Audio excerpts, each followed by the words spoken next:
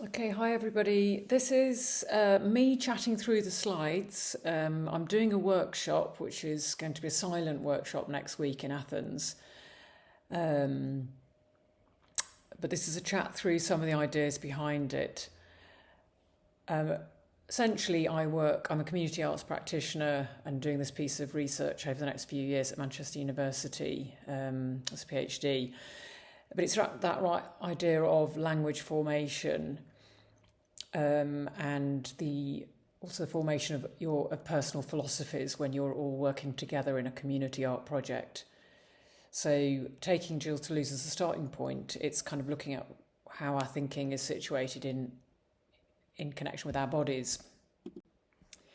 So he wrote a text that was about Francis Bacon's painting, and I don't know if you know Bacon's work, but it's lots of morphed bodies, kind of contorted and stretched. And I think Deleuze was inspired by that idea of laying on the paint and the paint being a force impacting on the body.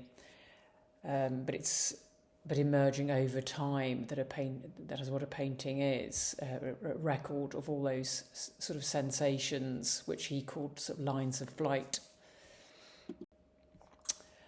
Now, he kind of described them as pre-linguistic. I kind of would say they are linguistic, that they are somebody's culture can be in their painting, their drawing. It's just a different language. And he develops all those lovely descriptors of the pressure and the rhythms and the vibrations. So he really gets into affect. There's a bibliography at the end if you want any references to some of these terms, but I've kind of kept the presentation pretty clear of that. In that kind of build-up of a painting, those layers of paint going on, you are building up an intensity. And looking at my work with people over the long term, particularly within mental health or learning disability or autism, or just any sort of project where there was a difference in language, because someone might be non-verbal or prefer to do it through their body. That idea of sensations over time building to an intensity, I don't think Deleuze talks about that, but I wanted to kind of think into that I would understand I would get so much of their beliefs and philosophies through these sensations that I would witness. And this is kind of more detail of that kind of language. So in the painting, but this could be within literature or dance or any other discipline, but tension, contrast, accumulation, rupture, those points that we understand, but we don't necessarily articulate it until we take that into a more verbal version.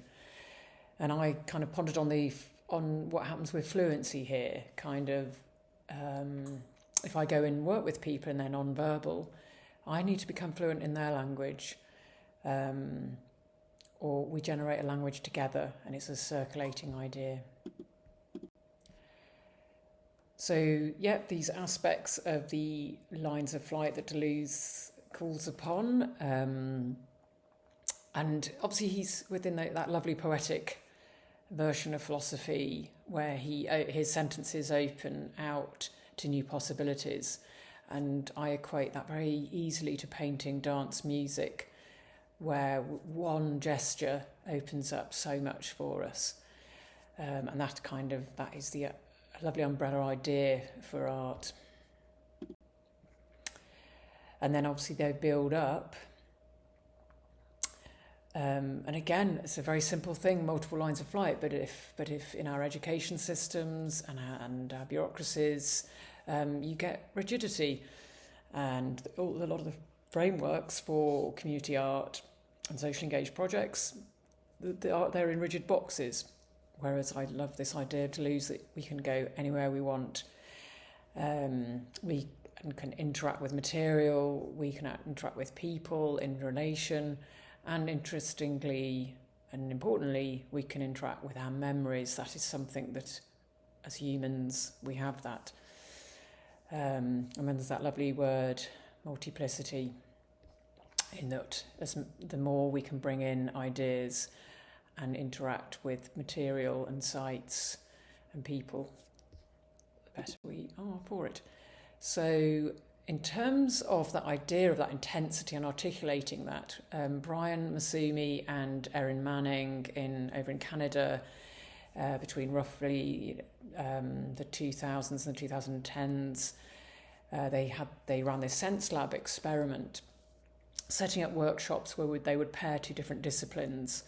And the idea, taking from Deleuze, that these gestures, these sensations, they were watching those from the perspective of philosophy, so articulating that in words, what was happening, and it kind of put into practice or made manifest Deleuze's ideas of these lines of flight, these open channels going out to all these possibilities.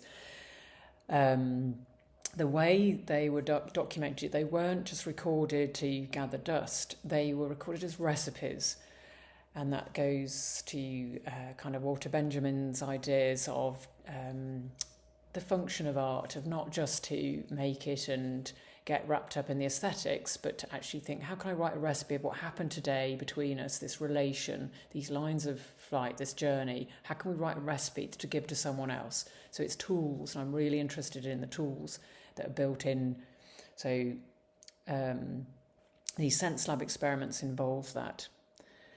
And they were very much about emergent ideas between people and knowledge kind of evolving from the sensory, from the body. But I wanted to take it a step further because I felt Deleuze talked about the acts, the sort of just looking at the moments, and so did Masumi and Manning. They are predominantly looking at those acts, not the accumulation over time. And I was thinking, if I work in a socially engaged project over time, there's a kind of memory build up, and that person's on a journey, and there's a sense that I might be a guide on that journey, but I couldn't leave someone on that journey. They had to come back, and catabasis is a Greek word, so I sort of thank the Greece for this, about the descent into the underworld, but it's also common. That story is common to a lot of cultures, but catabasis is particularly the Greek term, and for the descent, but to return successfully with a gift. So we're going from lines of flight to now this kind of downward and inward, but yeah, both. And I just love what it evokes. So instead of us having a framework with little boxes, I just love the idea of it's a analogy that tells the story of a socially engaged project where it's all about the possibilities. So everyone is in darkness. So you're all in the unknown. You're meeting strangers. We don't know about each other. So we have to take a humble position. And you're going to talk to each other and learn about each other's memories and about each other's aesthetics.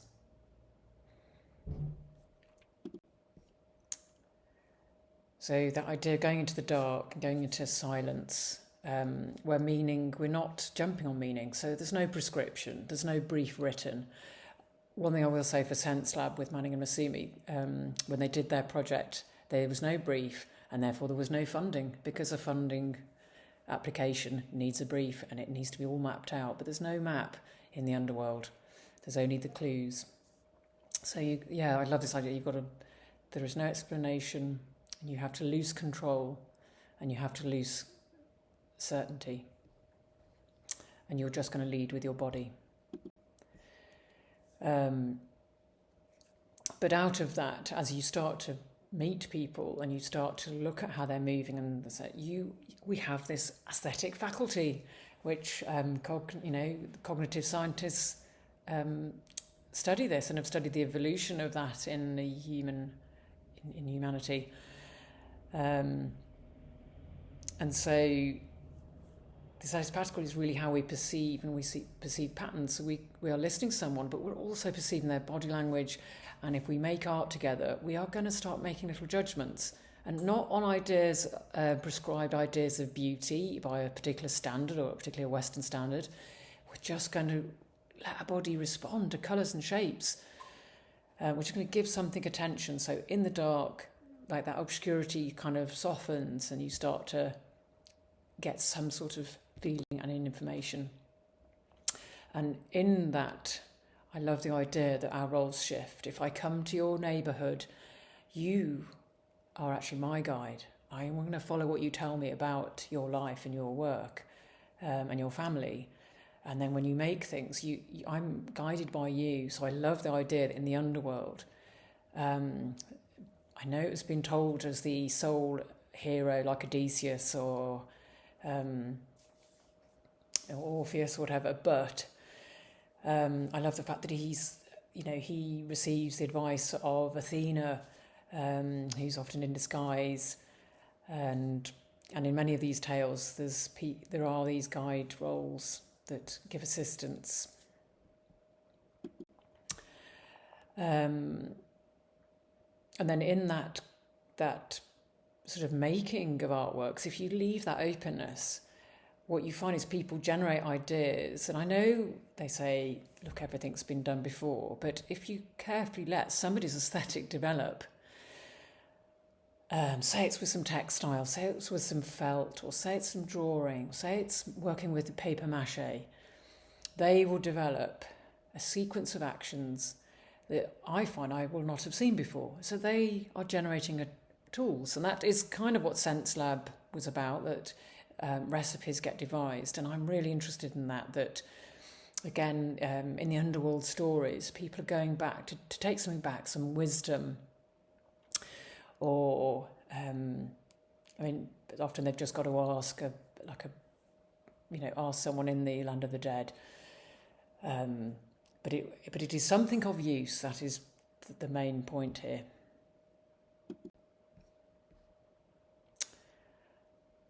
And so bringing it back to Deleuze, the underworld journey, there was always a return. So a catabasis always has an abyss. And that is the idea of the return. And Deleuze had these lines of flight building up in intensity, and he had the idea that when you come back, well, he didn't describe as coming back, but each line of flight was going somewhere different. So it was all about difference.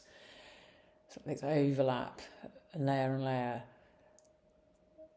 And I would sort of concur. I think the underworld journey is adjacent to that, in that you go to the underworld, you come back home, but you're slightly changed. There has been a transformation in your perception, your sensitivity, and the relations you have made.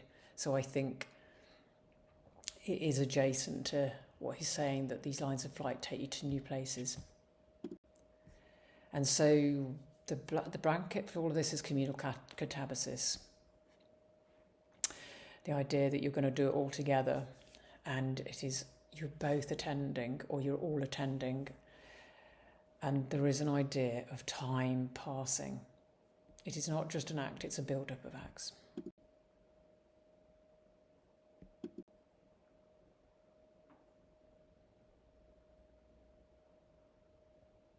And so these are just summarising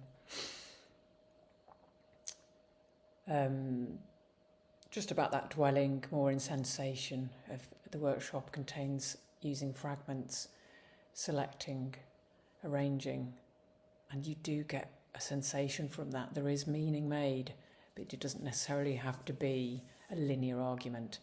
It might be, in the workshop, we might write a poem, and it might give us a sort of different type of knowledge, which was also what Manning and Masumi were getting at. A very brief case study that you might want to look at in relation to what I'm describing is this year Nena Kalu, an artist in the UK, won the Turner Prize. She's a non-verbal artist, and she'd been working with Action Space for 15 years, sort of in coalition with another artist. And so it was a supported environment. But over those 15 years, her language, her making language, sort of built up that intensity, those lines of flight. And she literally tapes objects. Let's go to the next slide. You can see these taped objects. I just remembered her person in coalition was Charlotte Hollinshead. So she literally tapes, you'll actually see those lines of flight and all that, those different colours and gestures and repetition, but they start to go into different arrangements, different forms, different bodies. And when you walk through her space at the Turner Prize exhibition, it's just conjuring up so many open paths to new thinking, but it's all silent. But it is a language, and it has complexity. And her work and her case study is a lovely example of what these social engaged artists, as facilitator, support and a witness, enabler of conditions. It's a very important role that an artist can provide. That's just a little summary of what her work contains. Over time, it's like we're not looking at one artwork and one act. We're looking at these years and years and years. So there's memories that are enfolded into it, and it's all the response to all those forces on her life and her work. So that's just a recap of that. This slide is the application on a political front. Is that if you can allow that time for those repeated lines of flight, building up an intensity over many years in somebody's work, then I believe that will make a sequence, a philosophy of someone's beliefs, concerns, how they see the world. And for our democracy to function, for everybody to speak into the culture, then I think this is the route. And I think catabasis, that idea of the longer journey and the return, is something to keep in mind. And this is just the bibliography. If you go to this link, it will take you to the useful summary. Thank you very much for listening.